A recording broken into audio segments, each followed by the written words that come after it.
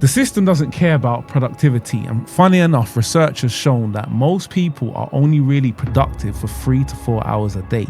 So we really need to move away from this 8-hour workday shift. 110%. And the thing is, this 8-hour work shift has left people feeling exhausted. And when you're exhausted, you don't resist. You can't recover. So it keeps you there. And when you're tired, guys, you spend more. You spend for convenience, for relief, for distraction. And the system profits twice. And they sell you the scripts. University, cars, wedding, kids. And before you know it, you're 25 and you sold hours of your future self, decades of your future self, and you're stuck in the exact same position. They designed it this way. The 8-hour workday isn't about productivity, it's about control. Most people think it's absolutely normal to work 40 hours a week, like we're still back in the 1920s. With everything that we have now, we've got more wealth, more technology, and way more resources. Don't you think there's a smarter way? I was watching a video the other day and someone typed into ChatGPT, why are people still working a 40-hour work week?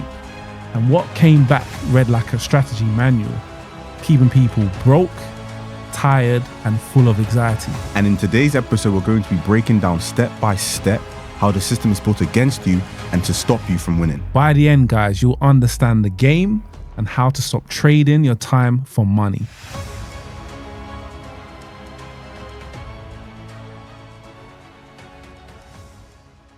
Welcome back to the best flipping show on YouTube. Indeed. It's been a moment. It's been a minute. But if you guys are living under a rock, we are the Unplug Podcast, the baddest, the biggest self-improvement podcast on the whole planet. Mm-hmm. We are here to help people unplug from societal norms so they can live life on their own terms. Indeed. We are for the entrepreneurs. Mm-hmm. We are for the solopreneurs. Tell them again. Guys, ladies, gentlemen. Tell them. If you are tired of this autopilot life, living life on the default, and you want to make some change, life is getting hard, bro. Super hard. It's getting hard. And if you're not leveling up, you're going to get left behind. So lock in, like, subscribe, come with us. Let's go. But before we get into the nitty gritty. Yes, indeed. What massive milestone have we actually finally accomplished? Thanks to all you beautiful people out there. Yes. So, guys, we finally hit that 500 subscriber mark. Let's get a clap. Let's get it. Thank you. 500 subscribers. And we could have not have done it without you guys. So we just want to say... I don't know about that. Joking. So we just want to use this as an opportunity to say thank you. Keep rocking with us. Thank you for believing in us. We're going to get bigger and better. To 5,000 more. Yes, indeed. Let's go. Let's go. So what are we chatting about today, G? The system doesn't care about productivity. And funny enough, research has shown that most people are only really productive for 3 to 4 hours a day. So we really need to move away from this 8-hour workday shift. 110%. And the thing is, this 8-hour work shift has left people feeling exhausted. And when you're exhausted, you don't resist. You can't recover. So it keeps you there. And when you're tired, guys, you spend more. You spend for convenience, for relief, for distraction. And the system profits twice. And they sell you the scripts. University, cars, wedding, kids. And before you know it, you're 25 and you sold hours of your future self, decades of your future self, and you're stuck in the exact same position. They built the problem. They monetized the pain. But now it's time for you to learn how to escape the pain and go to the next level. Mm-hmm. So what myself and Freeman have learned in our years of doing business is that you don't escape the system, guys, by working harder. You escape the system by learning how it actually works. Exactly. And we got out not because we're special, cool, handsome, 6 foot plus. Whoa. Speak for yourself. But we got out there because we understood that we were playing a different game, the wrong game. And the rich live by a separate set of rules. Love that. So today, guys, we're going to run you through 2 major mindset shifts that we think will help you with your transformation, because we are all about transformation. It's all good us sitting here and talking about all these different things, but we actually want to give you a breakdown of how you move from where you are to where you want to be. So mindset shift number 1 is learn how money actually works. So before we dive into that, can you just give our audience maybe your first experience of learning how money actually works compared to what you thought previously? Of how you thought it may have worked? Yeah, so I probably up until the age of around 17 to 18 when I started getting into more solid businesses, and like I upgraded from side hustle to solid businesses to then actually established businesses. So from all the way from side hustles to like, you know, that kind of business, I always thought that the way money works is that you exchange your time for money. That was the only way I knew. I had to physically do something for an extenuating amount of hours, standardly 40 hours a week, for me to then get compensated. That is, you know, as far as I was aware, that's how money worked for me. But then it wasn't until I started getting in the world of commerce that I realized that I can leverage my time and I can leverage other people's time. And because of that, I'm able to get compensated very handsomely. And that really flipped the switch for me and it's like, okay, hold on. Rather than me working for 40 hours to make £2,000, I can work for 4 hours and sell £10 worth of things to 200 people and make the same amount of money with 10% less of the time. And that for me was just the light bulb moment, the Gandhi moment. The Gandhi moment. The Gandhi moment. What about you? Call that. I think I learned very late on in life just about finances and like being financially literate. Probably in like my early 20s. And again, I always talk about books and knowledge, but I think for me, knowledge is power, especially when implemented. And I picked up a book when I was about 21 and it taught me about assets and liabilities. And I realized at that point why I wasn't going far in life, because I was acquiring liabilities. And for those who are listening for the first time, go and check out episode, I think it's 48, where we talk about, you know, assets and liabilities. But effectively, a liability is something that takes money out of your pocket, and an asset that is something that puts money in your pocket without you necessarily having to do the work. And once I learned that, that was my light bulb moment. You know, I found out what types of assets I could acquire. And I also learned that a lot of millionaires are millionaires through property, which is, you know, a massive type of asset that people get into to become successful and financially free. So that was kind of my moment. But what I want to say is that I feel the system kind of sells ignorance. You know, we look at, a lot of people don't understand taxes. A lot of people don't understand assets. They don't understand liabilities. They don't understand compounding. They don't understand debt. And I think, you know, it's our duty, which is why we're here, to teach you guys about these things. Open your minds up to learn these things so you can use this information and kind of better your lives. But I think the major one for me, where a lot of people get stuck, is they use debt the wrong way. Yeah. Like, and I was using debt the wrong way. I was taking out loans, bro, and buying cars and jewelry and going on holiday, which is not how you use debt. You know, that's how poor people use debt. Well, I learned later on in life that rich people use debt to acquire more. Yeah. And that's simply it. Yeah, 100%. And guys, you need to think as well, why is the schooling curriculum system, they don't teach us about taxes. They don't talk to us about income tax. You know, when you make your 40K per annum salary, that's not actually 40K in your bank account at the end of the year, right? Why don't I talk about all the different types of liabilities that suddenly come when you're acquiring what you believe to be an asset, right? And why do they also sort of glamorize, you know, sort of, you know, getting on the property ladder, buying a house, saving tens of thousands of pounds, years and years of years to finally buy a house that you live in that doesn't produce you an income, right? And now you're broke again. Right? So you also need to think like, why is that? Because again, to just sort of keep us on that cogwheel, right? So again, trying to expand and like John said, like it's our duty here to try and support you guys to be able to come out of that mentality and obviously quote unquote unplug from societal norms. Indeed. Right? It's to be different, right? When you look at your Jeff Bezos and your Elon Musk, they're not the same average people, common walking people. Not that they're the elitists or whatnot, but they're different in the sense that they wanted to veer off from the comfortable, from the normal. Yeah. Right? You need to be prepared to be that black sheep. And I think that's also like another massive mentality shift. But I think the biggest word here is just leveraging. Leveraging. Like simply leveraging, using other people's time, using other people's money to get to where you want to be. Totally. Right? And that's what the rich do. Yeah. And just to close on that last kind of habit, my thing is if you can't win the game, guys, if you don't know the rules. You need to learn the rules and learn the rules that rich and wealthy people know so you can learn them, implement them, and go to the next level. 100%. Now, the second mindset shift, right, is all about building wealth and not status. In today's society, especially with social media, everyone cares about everyone, right? and no one cares about anyone, which is crazy, right? So I feel like a lot of people, a lot of working class people spend a lot of their money and their time trying to look rich, right? As opposed to trying to grow and build their wealth. Where do you think that mentality comes from? Because we talk about this all the time. I think it's a couple of things, right? It's perhaps, one of them being lack of being content with oneself, right? And also comparison, right? I'm 21 years old. This 21-year-old is a flipping millionaire driving Lamborghinis and G-Wagons and doing all this crazy sexy stuff, right? Whereas I'm just at home, reading my book, going to the library, eating chicken and chips. Like, why can't I not have that, right? I admire that. I envy that, right? And now that just sort of builds up and this compounds. And then you share it with your friend. And they share it with their friend. And it just compounds and just snowballs to the effect of everyone's just looking at everyone. But no one cares about anyone, right? And I often always used to say, like, when you buy like the nice cars and the nice watches, the novelty wears off very, very quickly. Very quick. Very, very quickly. The novelty wears off very, very quickly. You post it on Snapchat, you post it on Instagram, and it's gone, right? Like even stuff like weddings, like, that's like a hot topic now for a lot of people in my friendship group.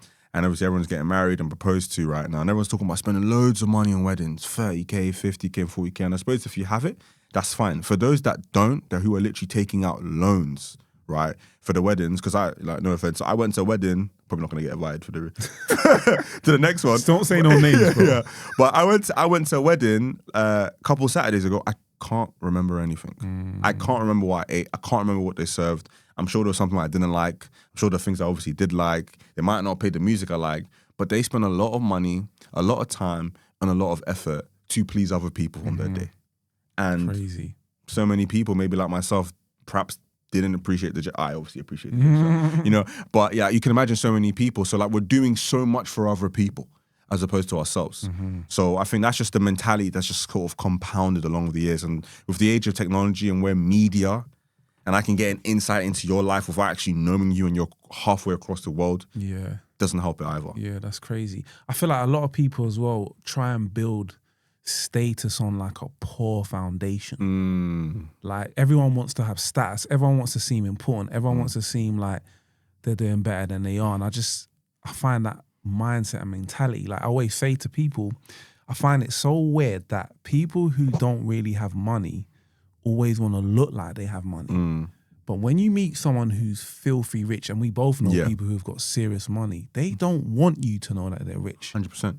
So ask yourself that. If you don't have money like that, don't try and be one of those people who want to portray they have money, because it's not real. And in my opinion, you're not being true to yourself. Do you know what I mean? I just find it really weird. Like I said, people who don't have money want to wear all these fancy name brand this and that and that. And then you find people who you meet, some of our clients, stinking rich. They look like tramps. Literally. You wouldn't even know they have money. Literally. But my thing is, when you have money, why would you want people to know you have money? 110%. It's an exclusive game.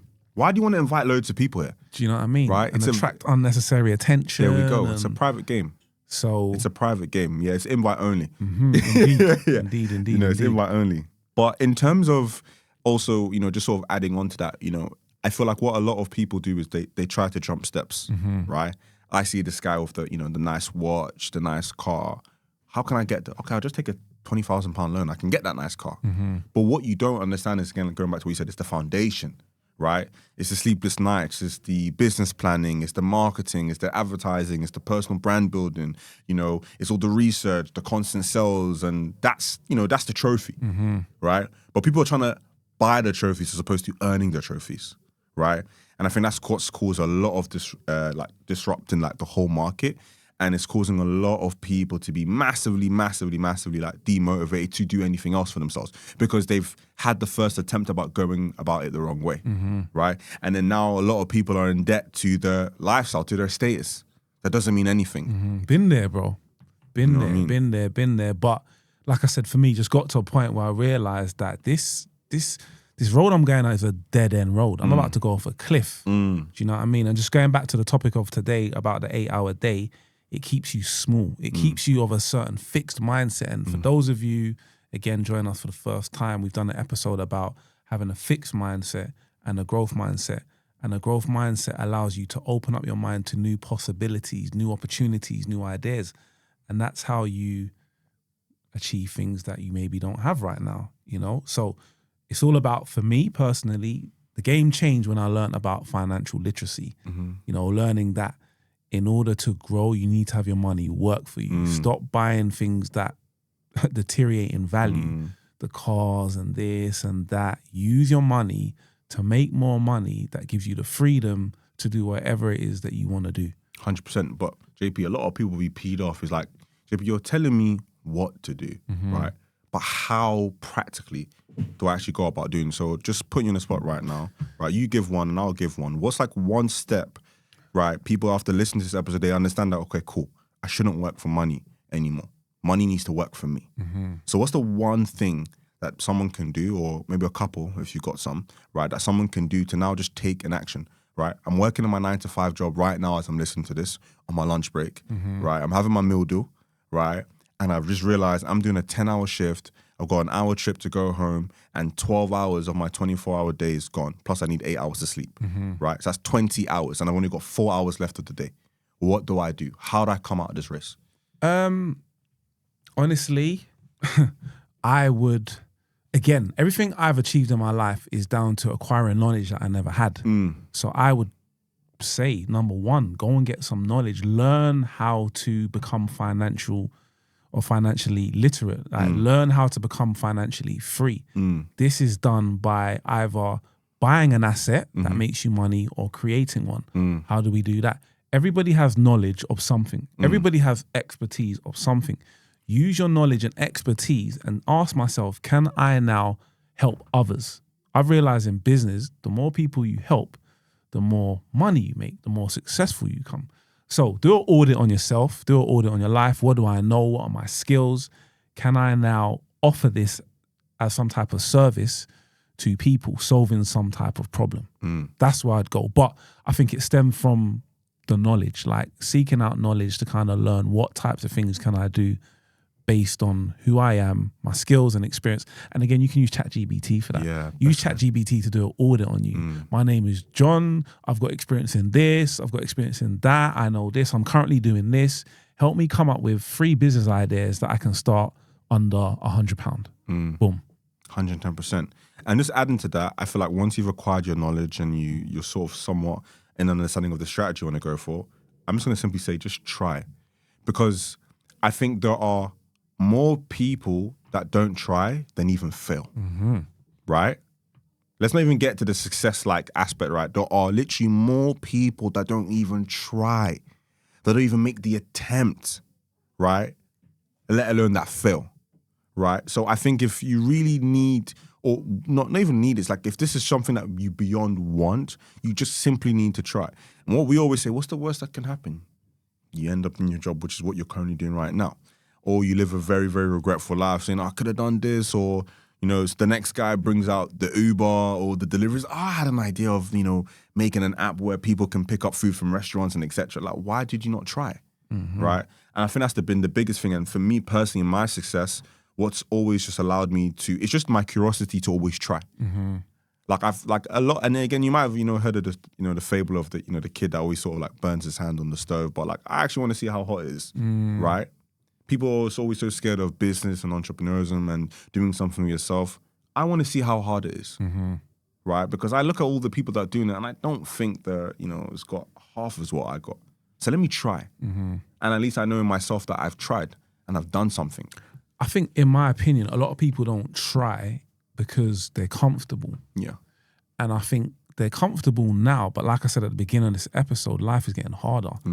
Like, things are starting to cost more money. It's getting tough out here. So my thing is, you can see that it's getting tough. You can see it's getting harder. What are you going to do? Are you going to sit here until the wolves actually squash you? Or are you going to think to yourself, actually, I can see the wolves closing in on me. Let me try and do something different. 100%. Let me learn some new skills. 100%. Let me start learning about investing. Let me start learning about how do I become financially free or even financially independent. We're not even talking about being a millionaire here. Yeah. Now. Just getting to a stage where I'm good. I ain't got to worry about bills. I'm not paycheck to paycheck. Do you know what I mean? I'm not worried about, oh my God, I can't afford to do this or I can't afford that. Just get into a place where I'm all right. Yeah, 110%. And I also feel as well like humans were very like fight or flight, and I feel it's not until sometimes people get into a situation or they've had enough, right? It's until when people act, right? And sometimes, like you said, like people are so exhausted from day to day, like they don't even have enough in them to think, do something. But I think like really sit down and meditate and force yourself to be in the most horrible situation right now. And think, say someone's got a gun to your family right now, and they're saying, I need X amount of money in the next 12 months, and you can't take out a loan. What are you going to do? You can't work 10 times more hard than your fixed salary income to get a 2% pay raise. What are you going to do? You need to be creative. You need to start selling stuff. You need to start leveraging stuff, sell information, sell a service, do something. So I'd always say, like, if you don't even feel the natural motivation, create that, right? Create an instance right now where you need X amount of money. Just start small. You want to make an extra £10,000 in the next 12 months, right? That's about what? 900 odd pounds every month. How are you going to increase your monthly income by £900 without taking a loan?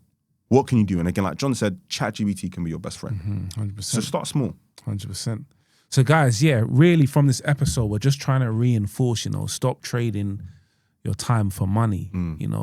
Time is very limited, and we just need to make sure you use the key word there is leverage, leveraging our time, leveraging people, leveraging resources. And with that being said, let's move on to Plug Bites. Plug Bites. All right. Guys, this is a part of the episode we call Plug Bites, where myself or Freeman read out a quote, something that's inspired us, something that's motivated us, something that's made us want to share with you, our Unplug family, and the world. Let's go. I'll start first. Mine is by the great and amazing entrepreneur, Naval Ravikant. And it reads, you're not going to get rich renting out your time. You must own equity, a piece of business, to gain your financial freedom, right? And very simply, guys, and if you don't get that, rewatch this episode, right? Simply, you're not going to get rich. You're not going to become financially free by exchanging your time for money. You need equity. You need a stake. You need leverage, right? That's the only way that you're going to be able to, make yourself or allow yourself, as JP said, like to be comfortable. Like, we're not saying you have to be the millionaire, the billionaire. You can just simply replace your income. And now you can spend the time doing the things you love, like traveling, spending time with your family, your kids, wherever it may be. Like, because creating an income, creating business, and having a share, and not exchanging your time for money, not only like acquiring money is like a byproduct, right? But the biggest thing is that you buy back your time, right? You actually have more time to live. You have more time to enjoy, right? And that's like the main and probably the most important thing I say. No, I love that, man. Love that. Cool. My one is from the famous author Robert Kiyosaki from Rich Dad, Poor Dad. And one of the biggest things I learned from him, which just changed my life, is the poor and middle class work for money. The rich have money work for them. And I felt up until the age of 22, I didn't know that, bro. I did not know what that meant. I didn't have any understanding of it. And then the minute I did, I started looking at what kind of assets can I, maybe invest in or buy or build or whatever. And funny enough, because I had at that point learned about property, and property being one of, the ways that a lot of people become successful, I went and worked in an estate agent to kind of learn the industry. Again, for me, it always starts with the knowledge. But just understanding, make your money work for you. What does that mean? It means putting your money into something that's going to make more money. So your money doesn't sleep. Give your money a job. And their job is to make more money. So that could be investing into property, it could be starting up a business, stocks, shares, wherever it may be. Make sure you have your money working for you. 110%. But guys, I really, really hope you appreciate this episode. Like, it was super, super practical. And what a way to really start off our 500 plus subs and well celebrated. So guys, please make sure you're always liking, you're sharing, you're subscribing. Make sure you tell a friend, tell your mom, tell your dad, tell his mistress. I know she's not taking the time for money. Tell you that for free. She's leveraging. She don't work at 8 hours. She don't work. You know what I mean? She's leveraged. She's got the girls out. But as always, guys, love. Elevate.